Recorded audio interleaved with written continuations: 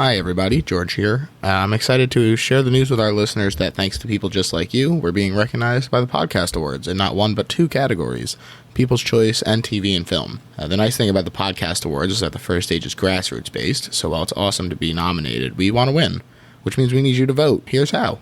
First, you go to podcastawards.com, and right at the top is a link that says click me to nominate my favorite podcasts.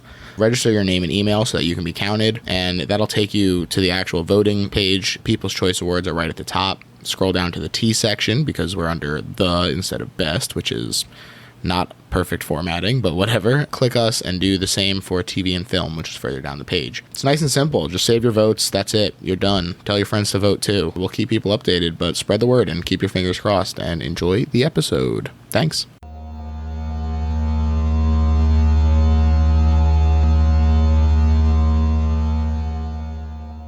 Hi, everybody. I'm George, and this is the best little horror house in Philly, the show where we talk about the best horror movie ever made, according to our guest at least, and you can find our guest making music and Don't Do It Neil, writing for Form and Void, and just generally being rad. Mabel Harper is here. How's it going? Hey, it's going. How are you? Going over here as well. We're still mid-quarantine, but we're making it work, and we're happy to have you here. Thank you. I'm glad to be here. Why don't you tell us a little bit about how you got into horror, if it's something that you watch a lot of, sort of just where it all started for you. So I loved horror since I was a kid, but it scared the shit out of me too. Mm-hmm. It'd be the kind of thing where it's like I wanted to hang out with my older brother and sister while they're watching horror movies because I wanted to be cool and I liked spooky stuff, but I would have like horrible nightmares and my mom would get mad at me for watching them. Yeah. I had really bad nightmares from horror as a kid as well. And it's funny how I feel like a lot of people sort of have that experience and then wind up coming back to it just because anything that you have sort of that strong of a reaction to, it kind of builds up this legacy in your mind or this reputation in your mind. Absolutely. And you're just like, oh, I gotta get into it. Yeah, I definitely think the traumatizing aspect of horror is why I keep coming back to it. Absolutely. And I mean, that definitely plays a big part in the movie that we're going to be talking about today. Yeah, speaking of nightmares. Yeah. Do you have like a preferred subgenre that you usually find yourself leaning towards, or is it just kind of catch as catch can? When it comes to horror, historically, I have been a huge slasher fan, which is kind of funny because I there's a lot about the slasher genre that I think is actually pretty fundamentally problematic. Definitely. Oh, I mean, reading Carol J. Clover's Men, Women, and Chainsaws was a real eye-opening experience. Oh, I'll have to read that. Oh, it's really great, and just it's nice because it comes from the perspective of someone who enjoys horror and sees a lot of the good things about it as well, but then talking about sort of the institutionalized sexism and the way that the morality tales play out at the expense of women typically, or LGBTQ absolutely. victims of whatever the thing is. There's a lot of sort of morality plays that are happening, but whose morals, you know? Yeah, exactly. What is it? The typical, like, the slut always dies. Mm-hmm. Yeah, the sex punishment, yeah. The stoners always die. But it's also interesting because, like you said, like, there's that duality to it where there's, like, these really problematic sexist aspects in the morality tale. And at the same time, like, the person who always wins out against the great evil, usually the great male evil, is a woman. It's the final girl. Yeah, there's a lot going on in it, and I think that being able to sort of explore it and understand what is problematic about things that we can enjoy still, but just being able to acknowledge these issues, like be aware of it, so you don't reiterate it. Exactly. Yeah. I think that's a big issue in horror right now, in particular. Cinestate. A lot of people have this intense nostalgia for horror and 80s horror in particular, and you know, this holding on to the nostalgia in that way sort of blinds you to being able to move forward and sort of latching onto it and feeling like an attack, or not even an attack, but a criticism of those movies is a criticism of you. Yeah, I mean, people take it as a personal attack. Yeah. I mean, and, you know, it's because people are really attached to these things. Right.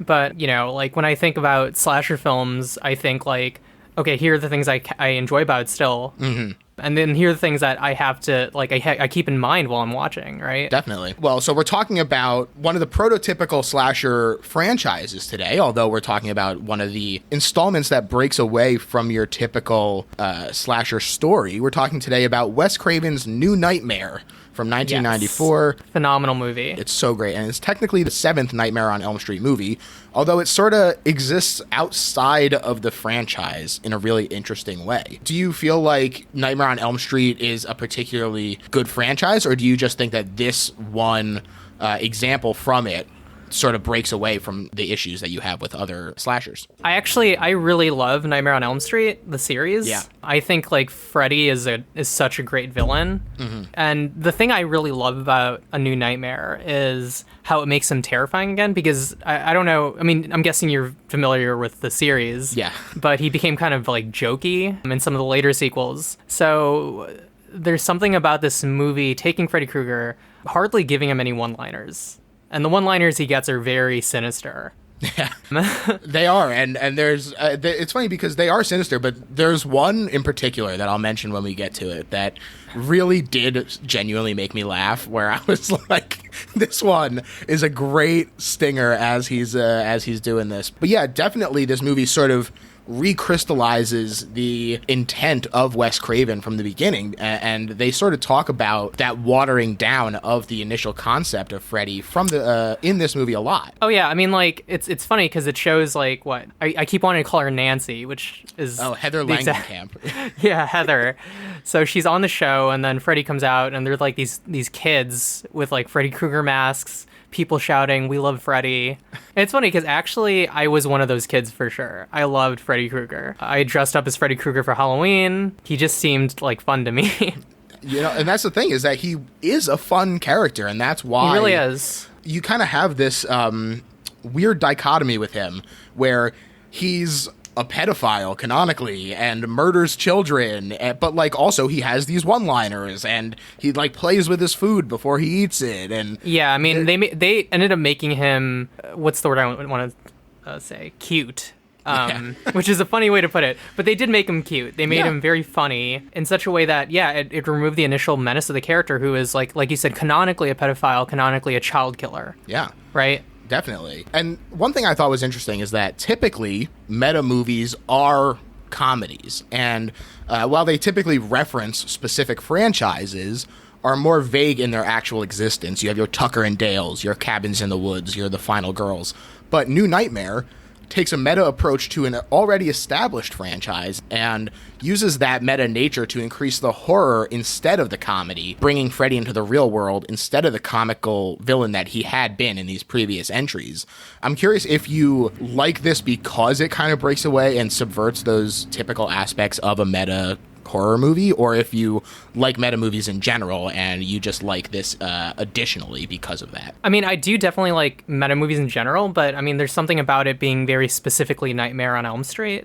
Interestingly, I mean, I prefer this movie to Scream, which I think is kind of similar, doing a similar thing. But there's something about this being so specific, right?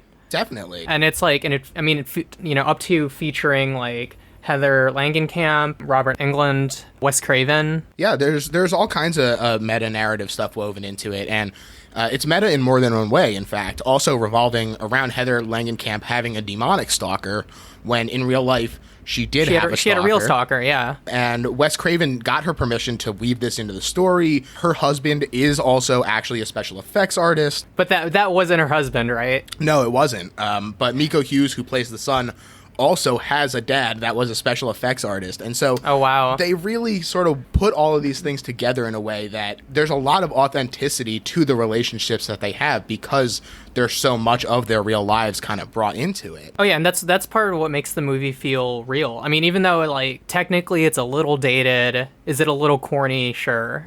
What like classic slasher film isn't a little corny? But bringing in all those real life details, using the real people and like some of the situations they have faced in real life. I mean, that's part of what makes Freddy so terrifying in it. Absolutely. And one thing I also really like about what they were doing with this movie is that Wes Craven was definitely interested in exploring the relationship between horror, its creators, and its audience. I mean, he released Scream 2 years later as well, but like you said, there is, I think, a pretty distinct difference between the two, because Scream is much more celebratory in its meta aspects, it feels like to me, whereas in this movie, there's sort of like an undercurrent of anger, and the way that he and his IP and the actors that he used have been treated, especially because they sort of took his concept of this terrifying dream demon and, like you said, watered it down to the point where he was comical and cute.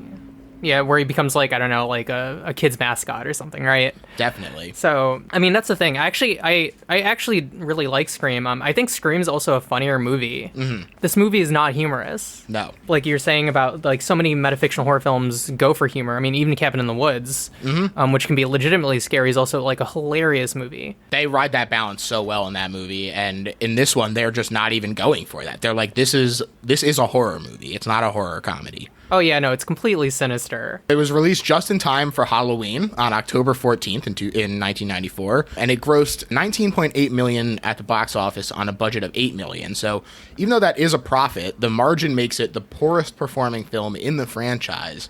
Yeah, it's a crime. It really is. And this is despite positive reviews from critics, and Robert Englund himself considers it his fave of the franchise as well. I mean, I think, like, aside from the first one, it's tied with the first one for being my favorite film in the franchise.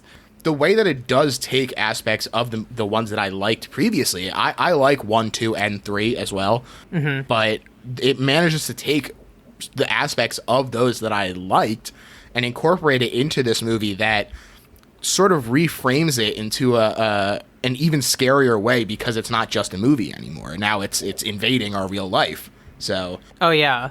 You know, like, I think it's interesting because I think part of why it didn't do well is because, like, Scream was a huge financial success. Yeah. But that's because it was aimed at, like, audiences, right? Mm-hmm.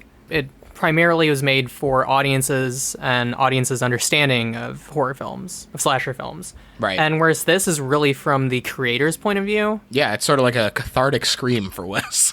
Oh, yeah, absolutely. I actually think I think the role he gave himself in the movie is both really cool and really funny. Yeah. I totally agree. He's like this fucking prophet. Yeah, he's like, I'm going to make myself a precog.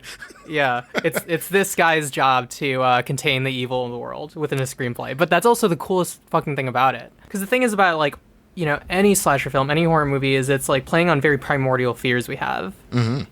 So, and this movie makes that very explicit, where it's actually not literally Freddy Krueger. It's the idea of, I don't know, evil and fear itself manifesting as Freddy Krueger. That difference, it did connect with people. I mean, even cranky old Ebert connected with this movie, despite his typical disdain for genre films, saying that, I haven't been exactly a fan of the Nightmare series, but I found this movie, with its unsettling questions about the effect of horror on those who create it, strangely intriguing. I think that that's exactly right. It's the way that it sort of questions what people are giving up and sacrificing from themselves to bring this art into the world, I think is a pretty interesting question, especially because someone like Heather Langenkamp, where she's clearly in the movie, she is trying to move on and be with her family, and she's doing TV now, but, you know, her driver you can't escape is like, the legacy of it. Exactly. I find that really fascinating. So it's really cool stuff, and the way that they sort of lean into the authenticity of it only makes it better. Yeah, absolutely.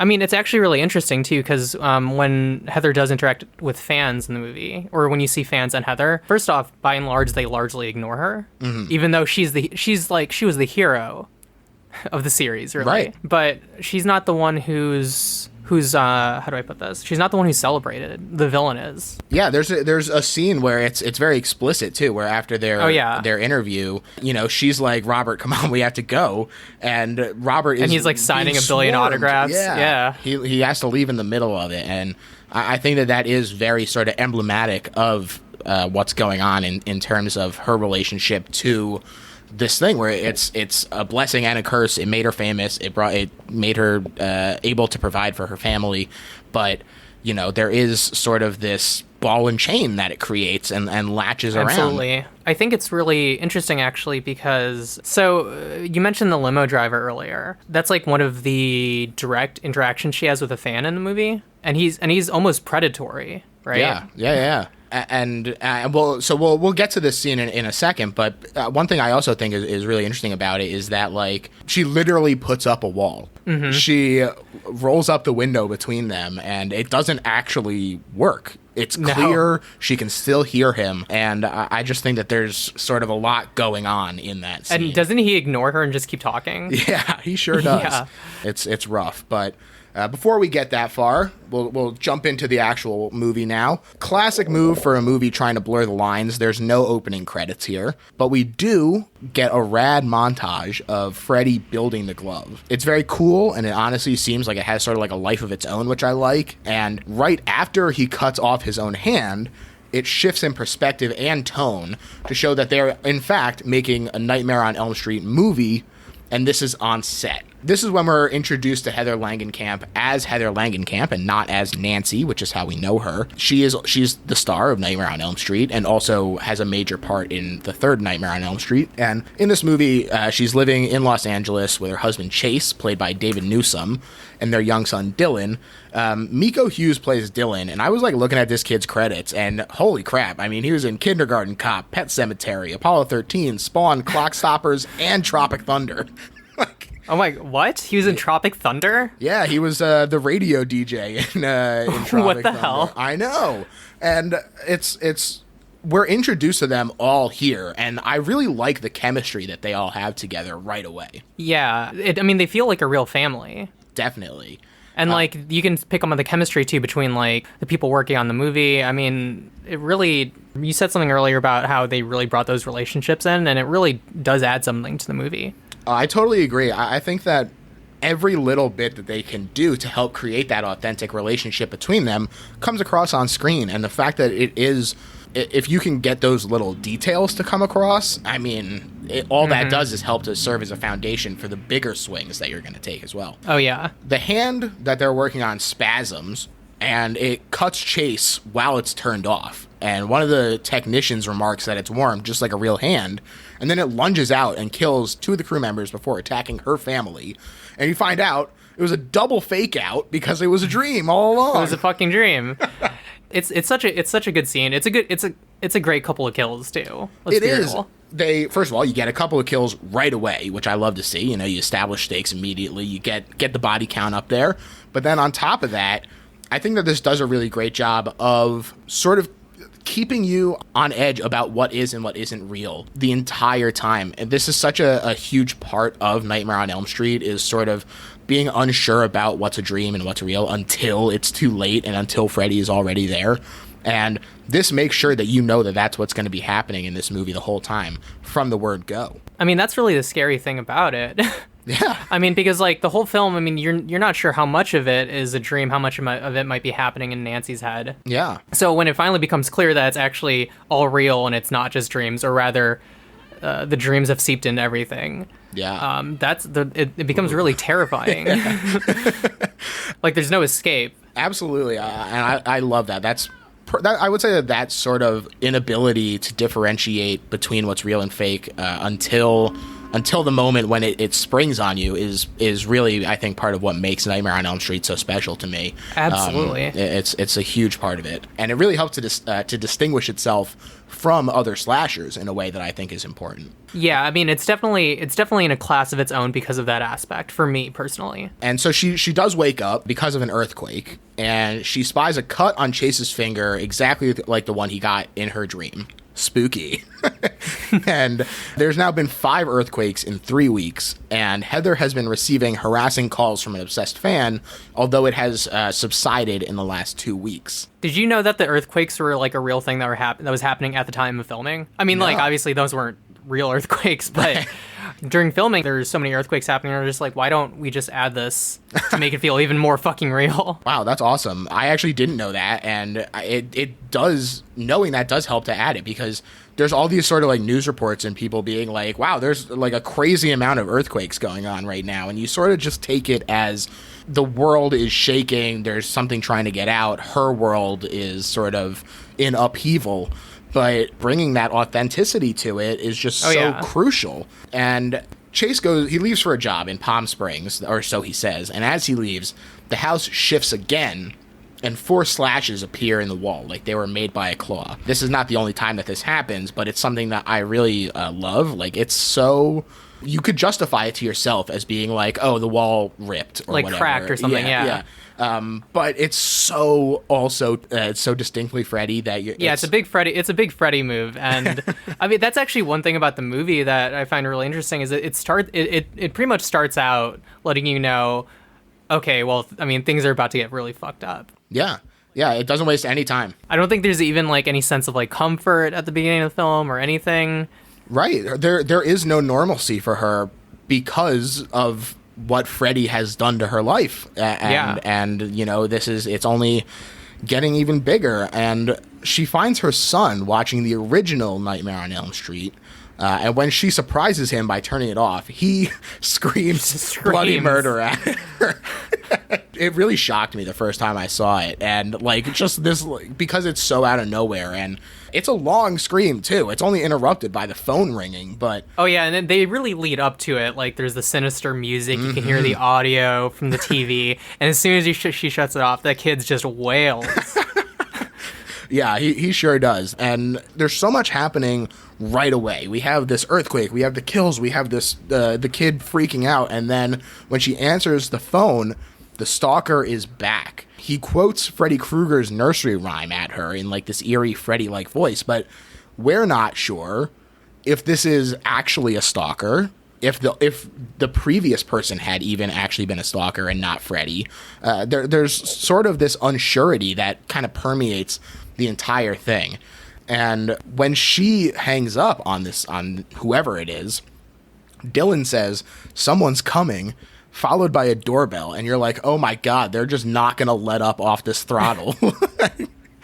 No, it's the movie just wants to be as menacing as possible out the gate, which works, I think, because of how linked it is to real life. Definitely. And finally, when she does open it, we get a little bit of relief when it is the first, I guess, fake out, you'd call it, where you think it's going to be Freddy or something, but it's just Julie, his babysitter, played by Tracy Middendorf, who I think is great in this movie. Oh, she's fantastic. Dylan asks Heather to stay home, but she has this interview regarding the 10th anniversary of the original Nightmare on Elm Street movie. And this is when the limo ride that we were talking about before comes into play, and I think that the limo driver is really supposed to sort of represent the fan base. Mm-hmm. Like the objectifying fan. Exactly. I mean, he talks about how the first one is so obviously the best, and there's so much leering at her in the rearview mirror. Mm-hmm. There's, like you said, it feels very predatory, and there's sort of this expectation from a parasocial relationship that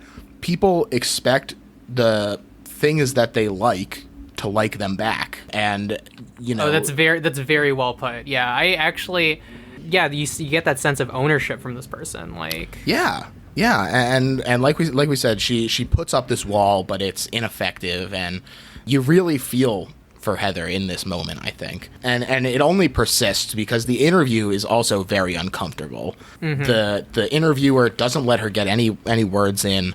He's leaning forward, really putting the pressure on her, and then in the middle of it, he surprises her with Freddy, Robert Englund, tears through the wall. It's a fucking great scene too.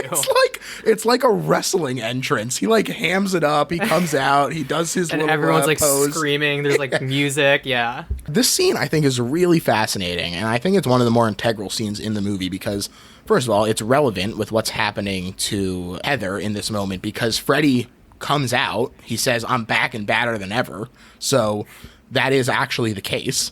And then on top of that, you see all of these people there and cheering for him, including kids who are wearing this mask and everything. And the interviewer is sitting there kind of shaming Heather Langenkamp, being like, would you let your son watch this? Like, it's not good for kids. And this sort of dismissal of horror comes up more than once in this movie. It's definitely something that's on Wes Craven's mind, but there's also sort of this accusatory nature to it where Heather has nothing to do. Like, she didn't write the movie. So the way that they're sort of coming at Heather this way, it's very clear to me why she gets defensive and is sort of reluctant to engage on the way that they're treating her and the way that people who ostensibly are fans of hers treat her. No, it's interesting because, like, again, she was the hero of the original film, and she's the one who actually carries the burden of it, right? Whereas, like, you know, Robert Englund is just fucking eating it up. Yeah, he loves it. I mean, he's having a great fucking time. Yeah. Whereas for her, it's become something like a prison. Right. It really has. And she has to pull him away in this scene after the interview where everyone is asking for his for his autograph, and she literally has to yank him away. And suddenly she gets a call that says, hey, we want you to come into New Line Cinema. We're going to have the driver bring you right away to meet with Bob Shea, who's one of the executive producers at New Line. And he's a real guy, right? Yeah. And when she gets there, the receptionist doesn't recognize her. She's like, is he expecting you? And again, there's just sort of this dismissal of someone who is so integral to the success but doesn't get to sort of experience the joys of it the way that Robert does. It feels a little like a commentary on some of the sexism that is definitely in play in the horror community. You know, how many people know the names of the quote-unquote final girls in the Jason movies? Not many, but yeah. I bet you that a lot of them can name the people who played Jason. I mean, that's part of it. I mean, it's kind of interesting. It's like the whole world becomes Freddy in a way. Mm-hmm. It's like she is stuck in the role of being the victim.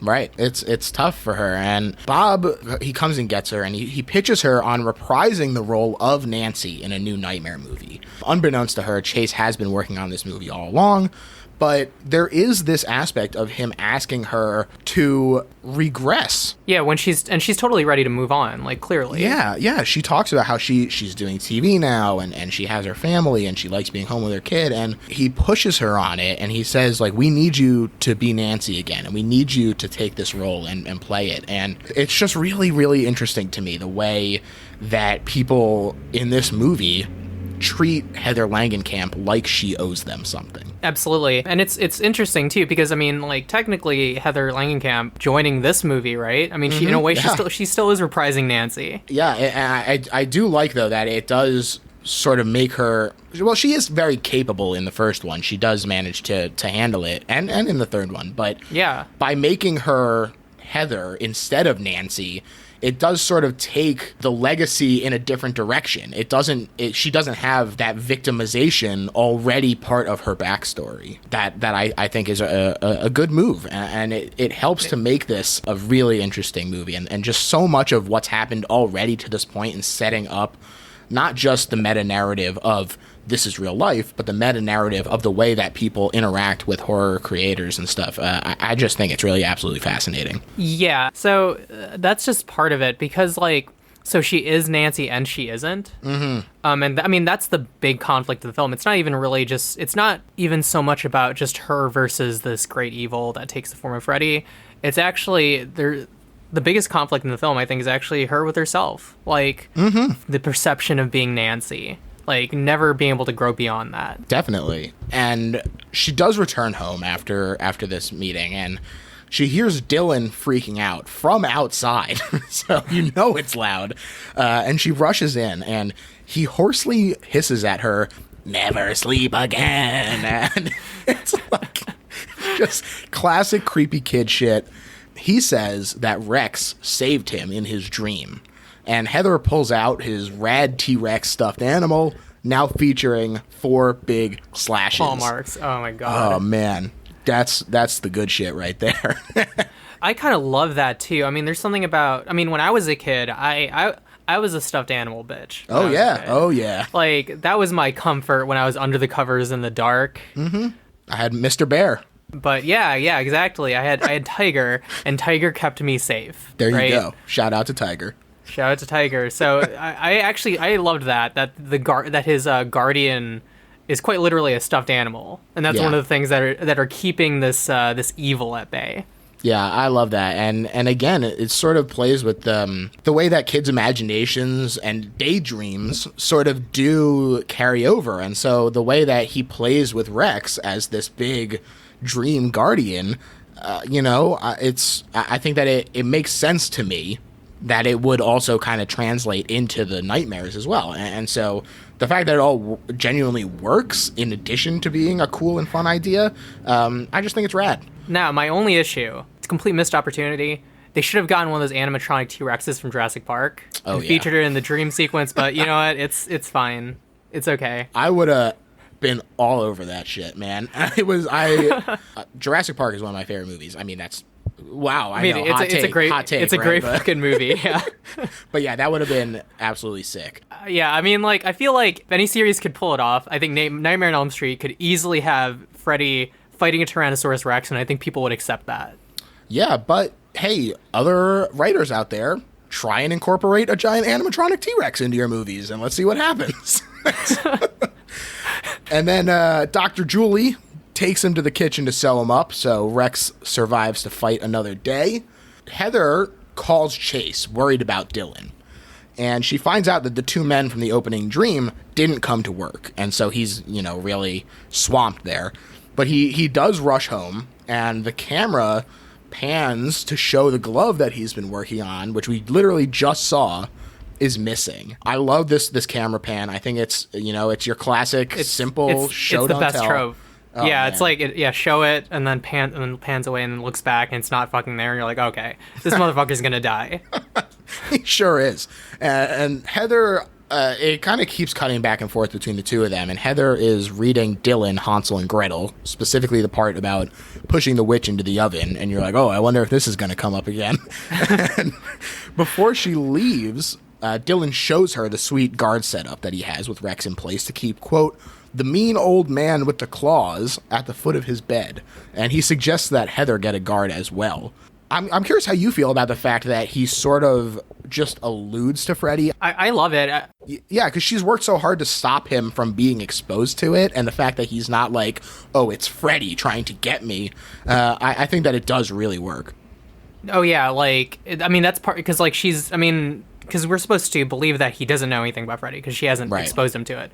But the fact that he cites the mean old man with the claw, which is a really scary way of labeling Freddy. Yeah. Which I think really, and it really makes him an alien horror again. And I think that Dylan's exposure to him, to the real evil, and not like the movie character, is part of that. He can't even name it, This is his exposure, right? This is what he knows. He doesn't know the Hollywood history of Freddy and how far he's come along in that time.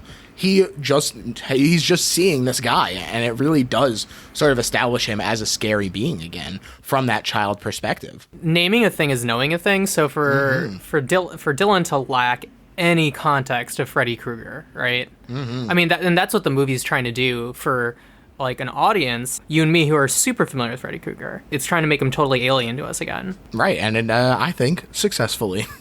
Absolutely. Chase, on his drive home, starts to doze off, and Freddy's claw comes through the seat and just slashes the shit out of him, and he crashes and dies. And I like this, again, sort of this unsurety of what's real and what's not. There's these like soft lights behind him while he's driving, and the claw first comes out and just like kind of like taps his junk a little bit, and then he like scratches at his balls.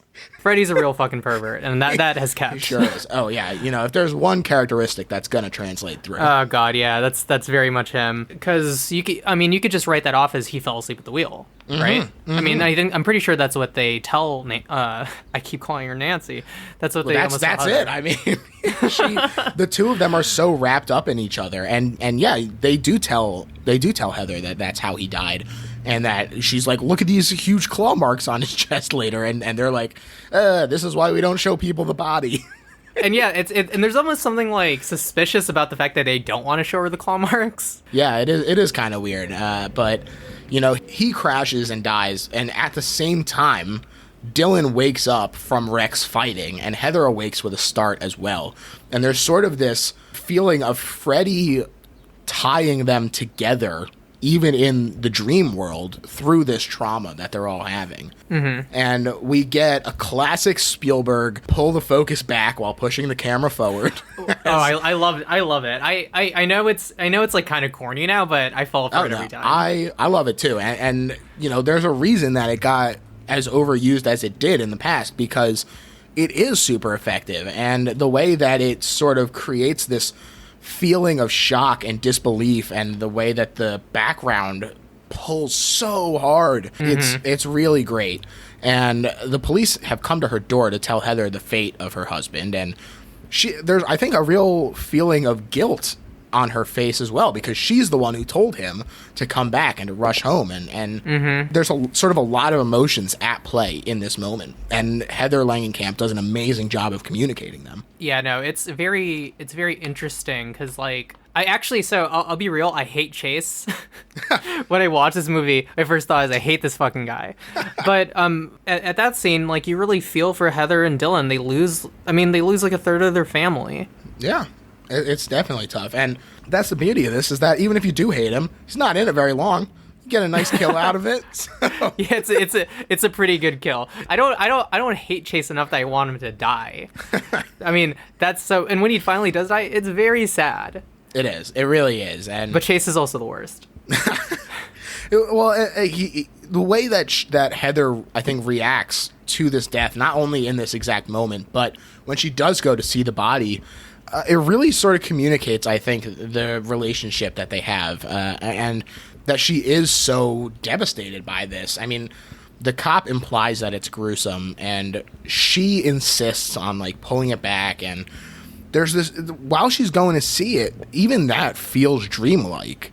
You know, she's wandering through the morgue hallways, and the camera is kind of weaving around, and it's just really great. I mean, it seems like a nightmare, and then in the back, when she's like, she walks in, like, you can see in the background people working on bodies. Yeah. And they don't show it too clearly, but I mean, just from like what you can see, it's very gory. Definitely. The coroner pulls back the sheet, reveals the 4 slashes on her chest. She pukes in, I think, a very visceral reaction. It's very, like, I feel it when she's, like, sees the body, and just immediately her body just, like, rejects it. It's very intense. They go to have the funeral the next day, or a couple days later, I don't even know. But they go to have the funeral, and a huge gale disturbs the coffin, and as Heather lunges for it, she trips on Rex and smacks her head on the metal bar, and she wakes up, in quotes, and there's a very disturbing scene, I feel like, where Freddy tries to drag Dylan into the coffin, which becomes a pit. It's always waking up, in quotes, with Nightmare on Elm Street. Very true. And the corpse of Chase grabs Heather, and it's just, like, leaking blood from every orifice, and he just says, "Stay with me," and oh my God, like, there's... Yeah, give this woman a break, jeez. Yeah, for real. And she does finally actually wake up, and John Saxon, who played her father in Nightmare on Elm Street 1, comforts her. That night, we see Dylan entranced again, watching Nightmare on Elm Street, and she wakes him up as he sleepwalks, and says that he can't sleep in his room, chanting the rhyme again and saying that he heard it in his bed, that there were little kids chanting the song and singing in his sheets. Truly upsetting to me, to, like, just the idea that this is coming out of nowhere, and, like, it's freaky stuff, and it's a scary rhyme too. It makes it terrifying again, for sure. I mean, like it does with a lot of things from Nightmare on Elm Street. Yeah, and so Heather does let him sleep in her bed, and Heather talks to John about Dylan, because she's freaked out by what's going on at the playground, right? Yeah. Did you know that was supposed to be Johnny Depp originally? I saw that he had, like, been like, I want to invite him, but also he's too big now, and I'm scared he's gonna big time. Yeah, and then Johnny Depp later was like, "Oh, I would have done it if you just asked." But yeah. I do love oh God, what's his name again? John Saxon. Yeah, I mean, I love his portrayal. I love, like, his character in the movie. Yeah, I agree. I think that he does sort of have this sort of, like, fatherly relationship to her just because of what we know from the first movie. I think it does provide an interesting aspect to it, where I think it would have been cool to have Johnny Depp in it just as, like, an homage to the original, but I think that they made it work with what they had, and I really like John's character in it. I would say he is the most stable presence in the movie, where he is very methodical. He has genuine advice for her. Like, he's the one who's, like, having the most sane time. Yeah. Like, because Robert Englund and Wes Craven certainly are not. No. So he's definitely a stabilizing force in Nancy's life at that time. Yeah, and he suggests that she seek medical attention for Dylan and herself if she's worried about it, after she admits that she's scared about mental illness running in her family. And so this sort of brings in another element of her being worried that these are delusions and that it's not actually Freddy coming through, which, you know, I think that that's a very understandable fear, especially if you do have a family history of mental illness. Yeah, I'm curious how much of that was based on the real Heather Langenkamp. It seems like if that is real for her, I mean, boy, I think it's really... feels like kind of dorky to say that it's a brave choice for her to like incorporate it into her portrayal here, but I do think that the fact that if it is real that she was able to sort of incorporate so much of her real life into it and sort of open up the, like, exposing it to the light does help to disinfect, which is what the whole movie's about, really. Right. It's all working together, man. It's all great. I love it. And Dylan, this whole time, has been climbing to the friggin' top of the playground. Oh my god, that scene gives me so much fucking anxiety. That's why I can't have a fucking kid, because I know if I had a kid, that kid's gonna do some stupid shit like that. Also, why did they make that playground toy so fucking tall? Like, whose idea was that? I don't know. It is. I will say that if I was a kid and I was on that playground, I would have been like, "This is the dopest shit." I would have been in that. Really, you would have climbed it? I'm terrified of heights. Oh, that'll do it. So, unfortunately, there's no heights horror movie, because that would probably really fuck me up. I'm sure it would. Oh my god, they should do that. Sort of create like a Vertigo, but more horrific. Yeah. If you're listening out there, someone write that. Please make that fucking movie. Traumatize me. Yeah. And so Dylan, he does climb to the top, and he's reaching up to the sky. And there's this great score from J. Peter Robinson as he falls. I think that the music in this is one of my favorite aspects of it. I love. Oh, it's great. It's so classic, right? Mm-hmm. That's one thing I like about the soundtrack in the movie, because this came out in 1994. Yeah. So by this point, I mean, like, a lot of things aesthetically have already changed in movies, but this movie just like hews to the original, right? Yeah. In terms of like its aesthetic choices, including the music, and that's part of what gives it such a weird, dreamy, spooky vibe. Absolutely. I think that it's used super effectively. And when Heather runs over, like I said, she friggin' books it. Get that lady on a 40-yard sprint, and she catches Dylan, and Dylan says, "God wouldn't take me," a reference to their conversation the previous night about his dad and how he's in heaven now. And it's such a child in mourning thing, right? Mm-hmm. Like, I don't even know how much that specific scene has to relate necessarily to Freddy. Right. It's just more the sense of like this kid who really, really wants to be with his dad. Yeah, there's sort of this fear that Heather is having about him not being attacked by Freddy, but just being a normal kid in mourning. I think it does. This scene is, first of all, it's very sad. Yeah. But it also does help to sort of establish that as like, well, is it Freddy or is it just like a sad little boy? It's really great stuff. Yeah, and I think that scene also really cements like the mother-son relationship. That and the one of them in like bed the night before. Yeah. They go home and she gets another letter from her stalker that has a page with a big letter E on it, and she puts it in a drawer with several others. Again, I love that this example of sort of show don't tell, where she doesn't need to say like, the 14th letter I've received in a month. Like, she just has a drawer full of them, and that's how you know. She calls Robert Englund, and I love seeing him like this. Just sort of like a genial older guy with fun round glasses, puttering around and painting. Oh, it's great, because it's like it's such a great contrast to Freddy Krueger. So antithetical to him, definitely. But this scene is interesting because it also makes him seem kind of sinister. Yes. He says that he asked Wes about his progress on the script, and that he'd made it about as far as Dylan trying to reach God, which... Oh my god, that... obviously freaks her out. Freaks me out, too. I mean... Yeah. It's really creepy that they knew in advance. It's just at that point, you know, this movie's really trying to fuck with you. It sure is. And they make plans to chat tomorrow, and we see that in direct contrast to the pleasant landscapes all around, he's currently painting the poster for Pink Floyd's The Wall, featuring even more evil than normal Freddy. And I love this scene. I think it's really great that he vanishes after this scene. I was curious about it because I was wondering if there was something that had gotten cut or something, and Robert Englund said that initially the plan was that he would have like woken up and seen like a giant Freddy spider that would have like wrapped him up, and it would have been like an homage to The Fly, and that he would have woken up in a start next to his wife and then disappeared the next day, sort of fleeing. But I really love the way that you don't get an answer in the way that it is fine. The final edit, you don't know whether he's dead, hiding.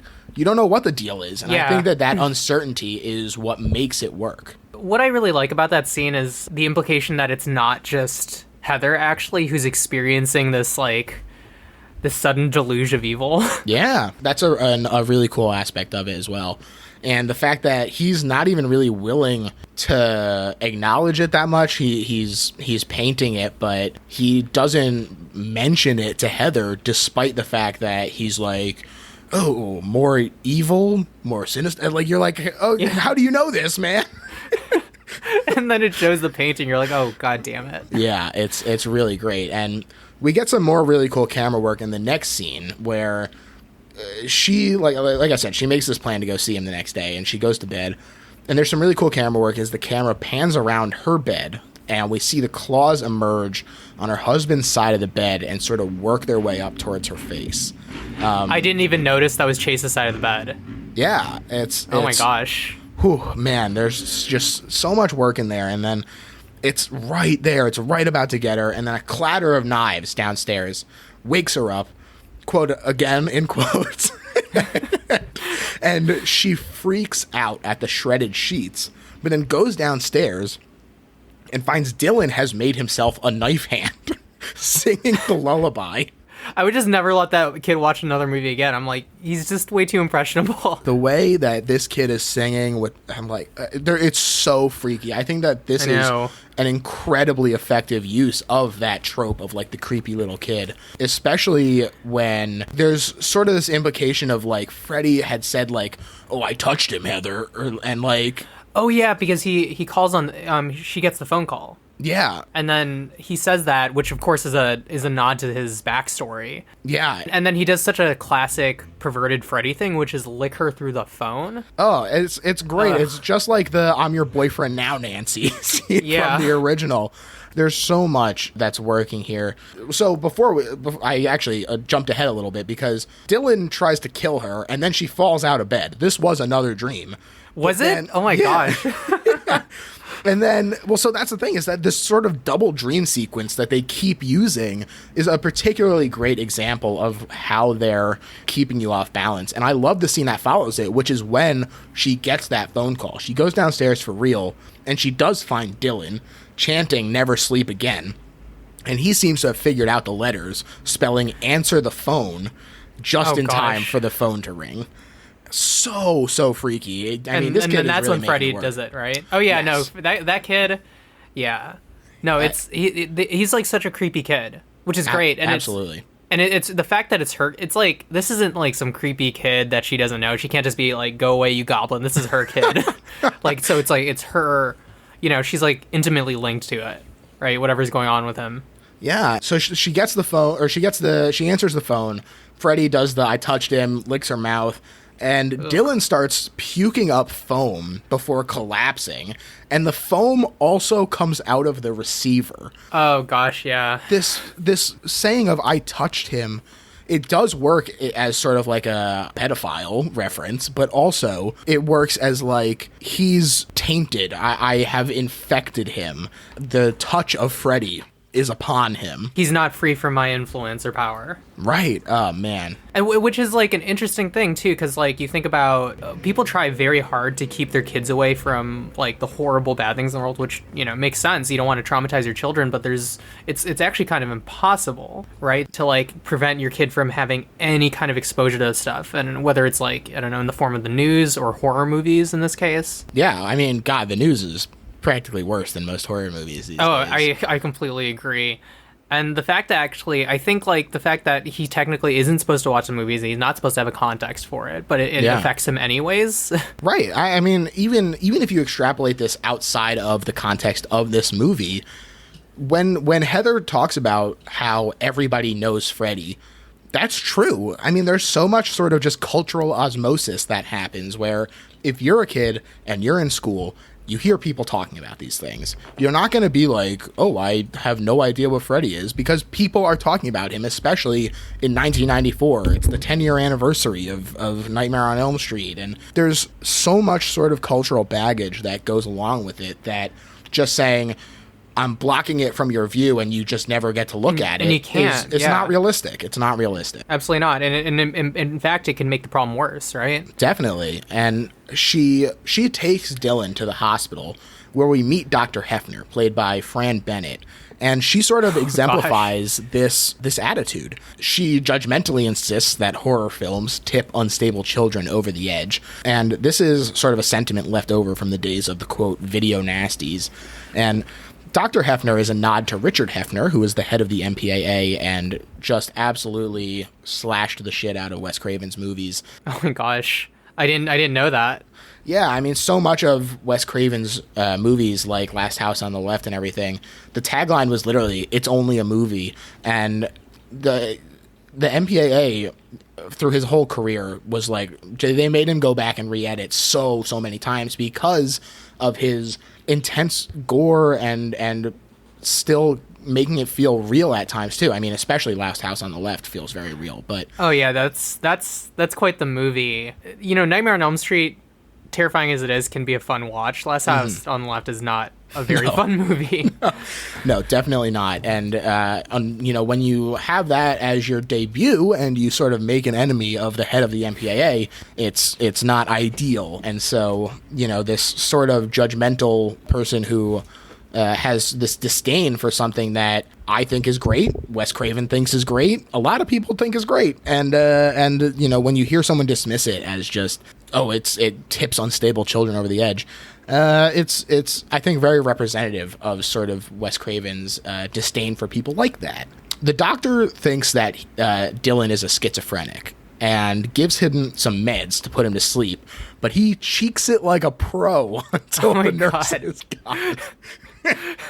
When I saw that, I was like, oh my god, this kid. I mean, I've been to the hospital before, and I knew kids who would do that. Yeah, he pulls it off with aplomb. Oh, it's great. He really goes for the performance. He like closes his fucking eyes and everything. As soon as they walk out, he's like, nope, fuck that. Heather gets in the car and she calls Robert England, but his voicemail says that they're out of town and will be for some time. Meanwhile, the town is literally crumbling around her thanks to the earthquakes. And so like I said, I was curious about what had happened. The reason that I looked this up is because I was wondering if Robert had sort of fully transformed into his role the way that Heather and John Saxon do later. And I think that would have been a neat idea. But like I said, the way that it works out, I think is really great. She, instead of visiting Robert, goes to visit Wes.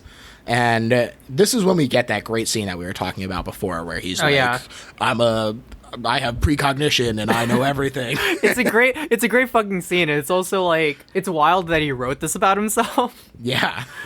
But like it's so great because it like I mean like I also think like it does speak to the truth of what it means to be a creative. Mm-hmm. Because like I mean when you're making art, a lot of times what you're dealing with is like you know, to put it one way, trauma, right? Mm-hmm. Yeah, it's ways of contextualizing that so you can clearly deal with it instead of having it be this thing that lingers in your subconscious. Definitely. I was looking into Wes Craven's like actual attitudes and his quotes when I was doing some research for this. And in the scene, he says that he's been dreaming that the Nightmare on Elm Street movies captured a demon in the form of Freddy, but thanks to his familiarity, watering down of his essence, and eventual death of the story, that prison is gone. And the demon enjoys being Freddy, so he's trying to come through to reality, and Heather is the gatekeeper thanks to its playing by story logic. And the only way to gate him is to make another movie.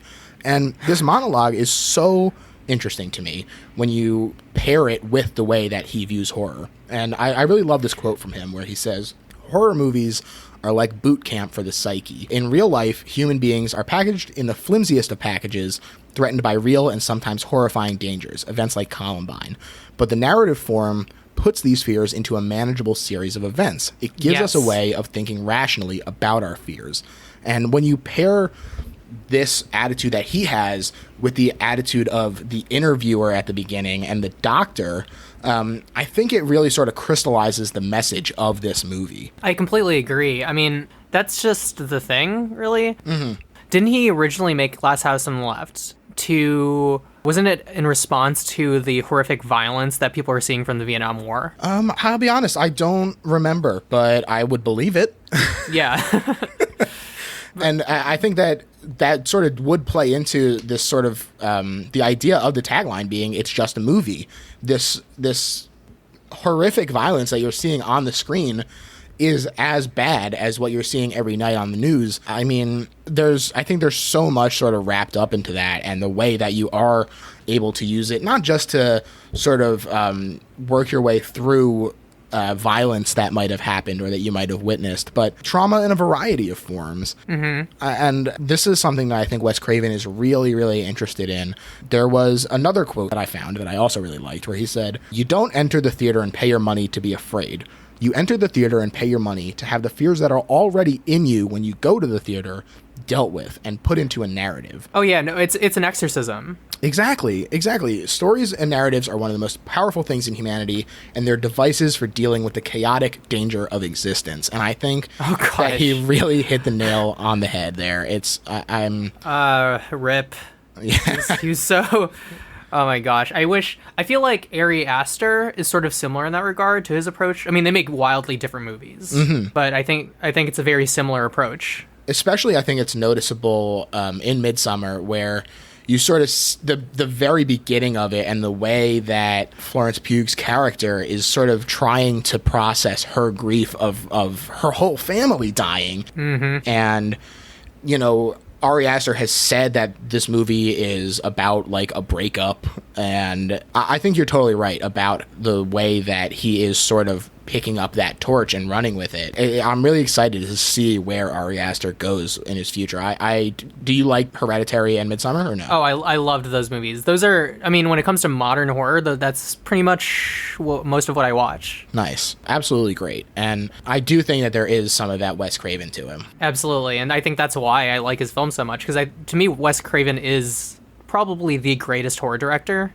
I mean, I know that maybe, I don't know if that's controversial to some people, but that's what I think. The beauty of his work is that it is so varied, that you have Nightmare on Elm Street, you have Scream, you have Last House on the Left, and it manages to capture horror in such varied tones. You know, I think it could definitely be argued that he's the best horror creator out there. So, yeah, for me at least. Yeah, definitely. And the way that he works as a writer and a director is certainly, I think, puts him on another level as well. And there's an amazing transition here that he has where it's revealed that this whole conversation was is scripted, already in the script, and the script says fade to black, and the movie does. And then it fades to black. Oh my god, so good.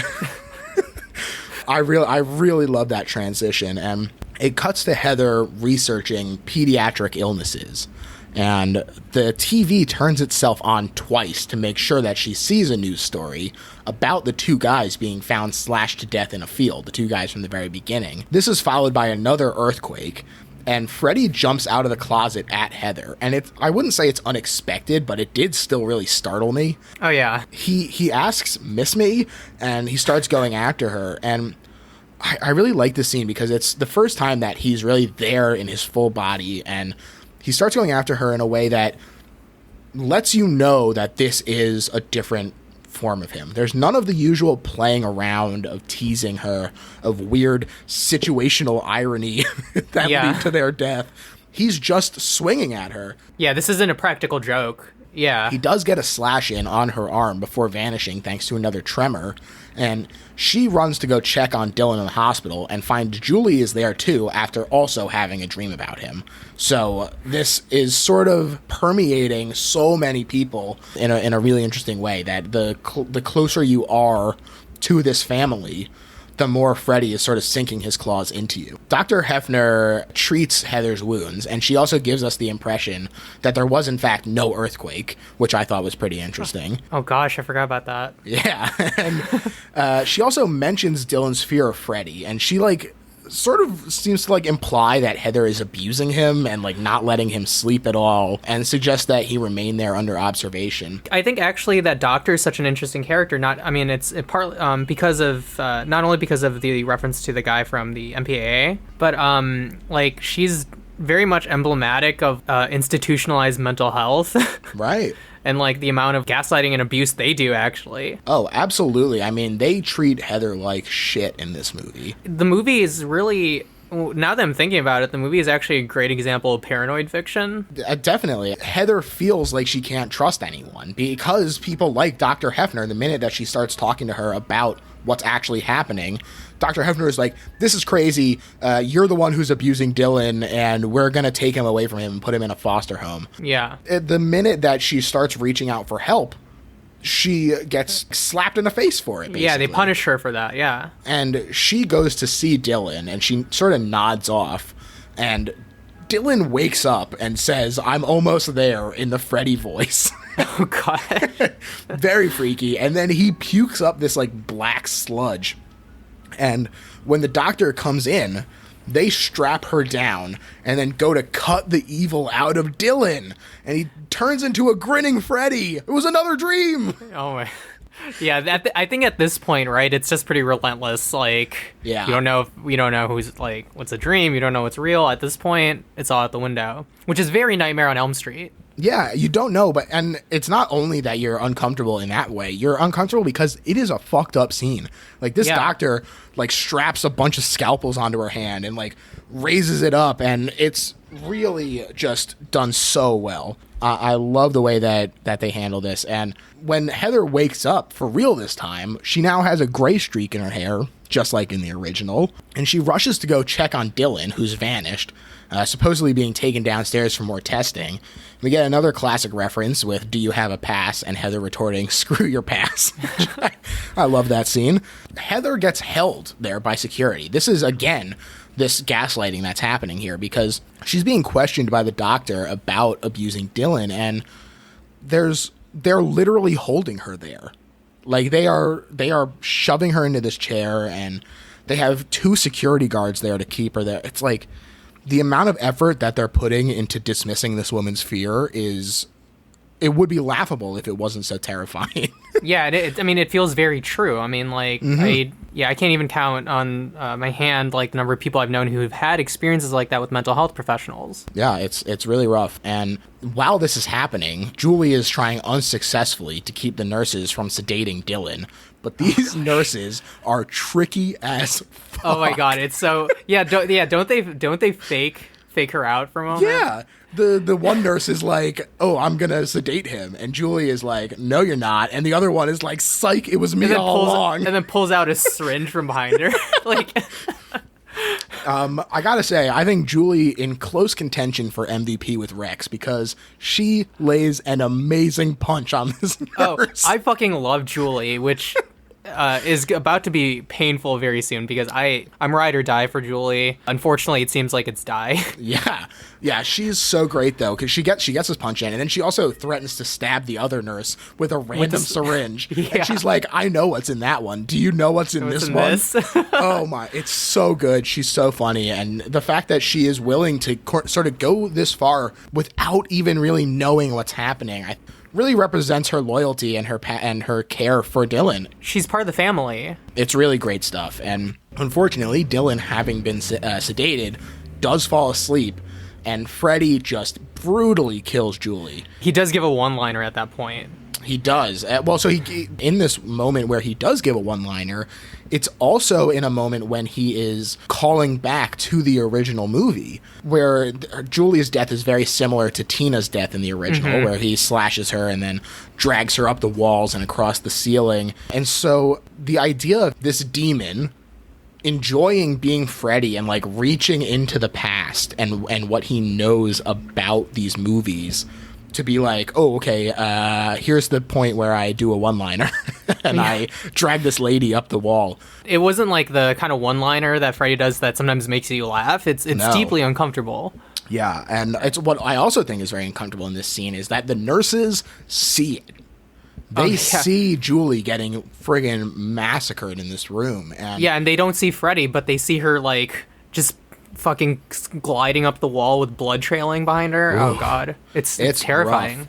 And Dylan leaves the hospital, sleepwalking across the freeway while Heather chases him, and Freddy taunts and dangles him before traffic. And, like, oh, gosh. I know it's a movie, and I can differentiate reality from fiction, but this scene is genuinely the most frightening to me because, like, this is such a real scenario in terms of, like, a kid just walking across the freeway that I'm like, what if it fucking happened? Like, you see all these people on the freeway, like, skidding off to the side and everything, and, like, I bet a lot of people died on that freeway that night. Yeah. No, it's like, there's, like, a huge pileup, isn't there? Yeah, and I mean, there are literally, like, tractor trailers and stuff involved. Yeah. Heather ducks at one point for the tractor trailer to go over her. Right. This was done with a green screen, but, I mean, it looks great, and it took about 100 takes to get the shot right. Oh, really? Apparently, Heather Langenkamp literally couldn't walk the next day because she was so sore from basically doing, like, a bunch of squats. She probably has powerful-ass thighs, though. Oh, hell yeah. Yeah, after that... She was like, well, I'll just keep this rolling now. Like 100 fucking, like, just lunges and shit. And she gets nailed by a car. She gets, like, tossed out the window, and she loses track of Dylan. But she goes to the house in search of him, and she does find Dylan there, relatively unharmed and clutching Rex, along with John Saxon. And this scene is so great because this is the point in which, like, John Saxon's like, oh, okay, you know what, Heather, you and I have to have, like, a serious conversation about this now. Mm-hmm. And then they walk outside, and suddenly they're in Nightmare on Elm Street. They're in the movie. And John's portraying his character, and Heather's dressed like Nancy. Yeah, it also sort of starts to permeate even a little bit before that because while they're in the house, he does call her Nancy instead of Heather. Oh, gosh. And it's a really shocking moment, but it's sort of handled pretty subtly the first time, where they don't really call attention to it at all. Yeah, because I didn't even fucking notice that. I think it's really great the way that they do that, and you're sort of like, did you just call her Nancy? And then suddenly, he's in his fucking cop uniform. Oh, God. Oh, my God. It's so good. And Dylan's bed shakes, and fog emerges, and the shape of Freddy rises from under the covers. And Heather realizes that Saxon has become Don Thompson, the dad from the first one, and her street and the exterior of her house and both of their clothes have transformed as reality sort of starts to overlap with this make-believe realm of Freddy's. I think it's really great, and Heather embraces the Nancy role as Wes told her that she would have to. When John Saxon is like, be safe, sweetie, and she's like, I will, I love you too, daddy. And it's this sort of like, you see her make the decision to embrace this role. Yeah, it's because, like, most of the film she's running away from it, but at that point, I mean, I think she suddenly switches into the hero, right? Right, as she knows there's nowhere left for her to go, especially since Freddy has fully emerged into reality and kidnapped Dylan. And, I mean, she goes inside and the TV is unplugged, and it plays another scene from the original movie, which I thought is really great. And Heather finds a trail of Dylan's sleeping pills, call back to Hansel and Gretel. And she follows it, finally finding a torn up Rex. God, R.I.P. to Rex. R.I.P. We didn't get to see that CGI dinosaur fight Freddy. R.I.P. I know. R.I.P. Messed up. But eventually she takes the sleeping pills and she uses this to enter the dream world in pursuit of them. Oh, doesn't she just take one after the other? Yeah, she's pounding them. It's intense. And she follows this tent of sheets that turns into a slide and then like sewers and eventually this sort of construct of Freddy's boiler room. And the set design in this piece is just rad as hell. Oh yeah, because it's way more than just his boiler room. It's like it's this whole dark fantasy realm. Like definitely the kind of place you'd imagine an ancient evil would be imprisoned. Yeah, and I mean, she literally slides out of like a slide that is in the shape of like his face, and she like emerges from his mouth. It feels kind of like Joker-y, which I kind of like. But I think it's fun. I agree that it does feel like, if I was like, what kind of place would Freddy have? That sort of like narcissism, I think, is really sort of ingrained into his character. Yeah. Which is part of why he does play with his victims that much. Yeah, I think that it really works with the character. And she finds a script here that describes what's happening presently. And she's attacked by Freddy. And this is the moment where we get the one-liner that I was mentioning about before, where it actually did really make me laugh, where he like shoves her face into a pile of snakes and says, "Pick a pet for the Rugrat, bitch." I don't know why that one, it just really got me. I thought it was really funny. And luckily, we also get a great payoff where she grabs one of the snakes and just shoves it into his eye. Jams it in. Oh, it's so good. That's why Nancy's the fucking best. Hell yeah. She never lets it get her down. She's always fighting to the very end. And this sort of fight scene that they have here, I think is really great in showing that, especially because the power of family, she now has someone at her side. Dylan stabs him in the leg. He stabs Freddy in order to let her get away. And Freddy chases Dylan into the furnace, stretching his arm to reach him, and then stretching his jaw like a snake to eat him. This is like a half reference to a Freddy of yore. There's the Freddy snake in part 3, which I thought was interesting, that the only reference that isn't directly to the original is to the movie that Heather was in, and that Craven did help with that script a little bit. So I thought that was an interesting tidbit, the fact that they were both involved in it less, and there's only one reference to it. But Freddy chased him, and luckily for Dylan, Heather made it back, and she shoves Freddy into the furnace. Again, very Hansel and Gretel. Mm-hmm. And he's distracted, and he's like wrapping his tongue around Heather's face, which is very gross. Very classic Freddy, though. Yes, definitely. But this allows Dylan to escape, grabbing the knife and stabbing the tongue, which splits and becomes forked like a snake's. So again, there's sort of this snake imagery at play here, which it's all working. There's so much happening here, and they close the furnace and they light it. And this destroys both the monster and his reality, as he turns from Freddy into the actual demon before exploding into a ball of flames. I'm curious what you think about sort of this ultimate destruction of him and how the movie handles it, like showing him become the actual demon. Would you have preferred that he still kept the form of Freddy, or are you glad to see this? That's a great question. I guess like the demon doesn't excite me that much. I think Freddy himself is already such a good representation of that kind of fear, but I mean, like, it's fine. I mean, like, and it does really sell the point where it's like, they're not fighting the fictional character per se, but I guess the fictional character is really, it was like just skin for it to wear. Yeah. Which is true of fear. I mean, Absolutely. And there's another great piece of score happening here that I really liked. And Freddy's death in this film is, of course, very similar to his original death when he was burned alive by a group of vigilante parents, including Nancy's parents. And Dylan and Heather emerge from under his blankets. And Heather finds a copy of the film's events in screenplay form at the foot of her bed, with a thank you from Wes for defeating Freddy and playing Nancy one last time. And her victory, helping to imprison this guy in the fictitious world once again, Dylan asks he asks Heather if it's a story, and Heather agrees that it is, for opening the script and reading from it to him. Like a fairy tale. Exactly. I think it's so interesting the way this is such a departure from the way that she sheltered him at the beginning, and the way that if you had asked Nancy, she probably would have come closer to the side of the interviewer and the doctor at the beginning of this movie, where she talks about how she doesn't let her son watch it, and she's constantly running from this role, and there's sort of a lot of overprotectiveness, it feels like, sort of wrapped up into it. And by acknowledging that it's just a story and inviting him into it and allowing him to sort of be able to parse reality from fiction, I think that that's Wes Craven saying, this is how you should be handling it. This is how you make it so that it doesn't tip unstable children over the edge. Yeah, by contextualizing it as fiction. Yeah, like as a way to deal with like your fears and the traumas like you face in reality. I mean, and that's the thing. Like, one of the things I like about that last scene, and really about the movie in general, is it what it's saying about Nightmare on Elm Street is that it's a fairy tale.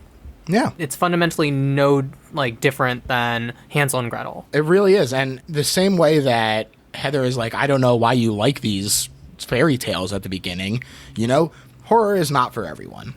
Yeah. It's just a fact. And not everyone is going to react to it the same way.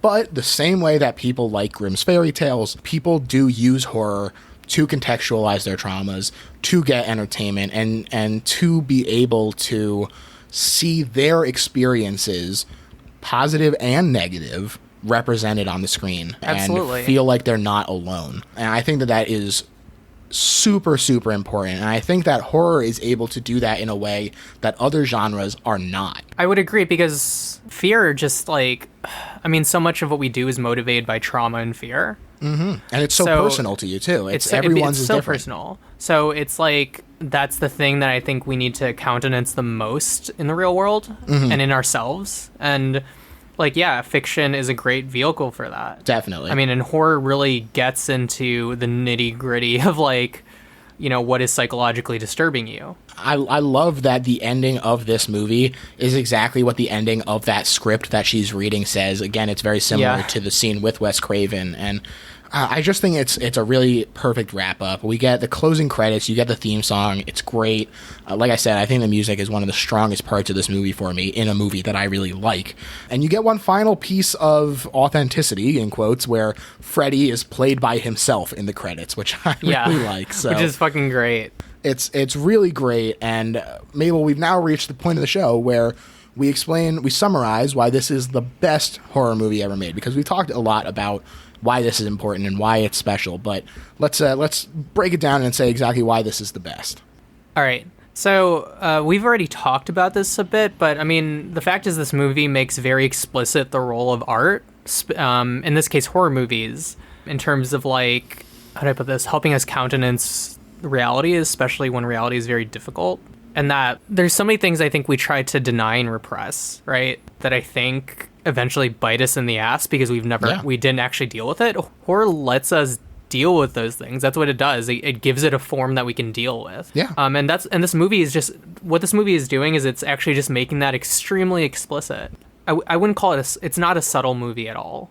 I mean, like, there's lots of subtlety to some of the creative choices, but in terms of, like, its themes, it's not subtle about its themes at all, which I love. Yeah. I kind of wish more people appreciated this movie. I can sort of get why Scream might appeal more to, I don't know, general audiences or whatever. Yeah. But Scream's fundamentally saying a very different thing from this movie, and this movie is saying art's very important to help us, like, contextualize and process our experiences.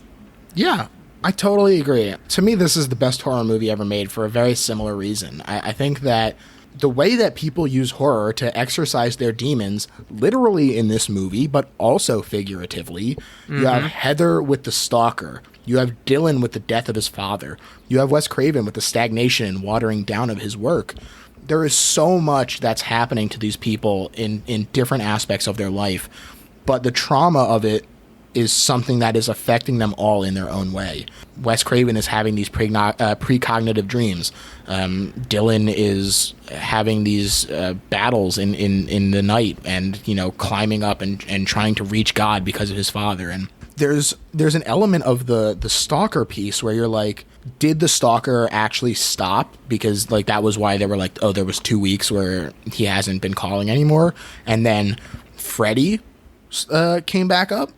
Or is it the stalker again? Like, that unsurety for Heather is part of why it's so scary. And I agree that the subtlety of this movie, or lack thereof, I think it's an important message. And I think that Wes Craven, by being like, this is the message of the movie, get it, I think is very important. I love it. I think that the meta aspects of it, there's like 3 different levels of meta narrative happening here. Oh, yeah. And every one of them works for me. The performances are wonderful. I think Heather Langenkamp does a spectacular job of sort of being approachable but guarded, and having, like I said, there's just so much emotions wrapped up in the idea of being famous for this thing, but then having to sacrifice a piece of yourself to it. And it's really, though, when she's, like, able to accept that Like Right. instead of running away from pushing it. away. Yeah. When she finally accepts it and